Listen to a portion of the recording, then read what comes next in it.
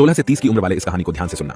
एक राज्य था जहां किसी को भी राजा बना दिया जाता था, लेकिन सिर्फ 5 सालों के लिए, और 5 साल खत्म होने के बाद उस राजा को एक घने जंगल में छोड़ दिया जाता था जहां दूर दूर तक कोई इंसान नहीं रहते थे और जंगल में जंगली जानवर उसे खा जाते थे। और ऐसे ही हर एक 5 साल पे हर एक राजा के साथ किया जाता था। जो भी लोग राजा बनते थे वह अपनी जिंदगी में खूब ऐसो आराम करते थे और इतना खो जाते थे कि वे भूल जाते थे कि उनके साथ 5 साल बाद क्या होने वाला है। जैसे जैसे साल बीतने लगते थे उन्हें आखिर में डर लगने लगता था। एक बार एक नए आदमी को राजा बनाया गया। वो आदमी बहुत ही बुद्धिमान था। उसने दूसरे राजाओं की तरह अपने 5 साल ऐशो आराम में नहीं बिताए। उसने उस घने जंगल का पता लगाया। उसने वहां देखा कि वहां बहुत सारे कंकाल पड़े हुए थे जो उन्हीं पहले राजाओं के थे। उसने बाहर से कुछ मजदूरों को बुलाया और उस घने जंगल के पेड़ को कटवाने लगा दिए और सारे जंगली जानवरों को पकड़वाकर उन्हें दूसरे जंगल में छोड़वा दिया। उसने 3 साल के अंदर उस घने जंगल को एक खुले मैदान जैसा बना दिया और बचे हुए 2 साल के अंदर उस जमीन पर गरीब लोगों को घर बनवा कर दिए और अपने लिए एक महल भी बनवाया।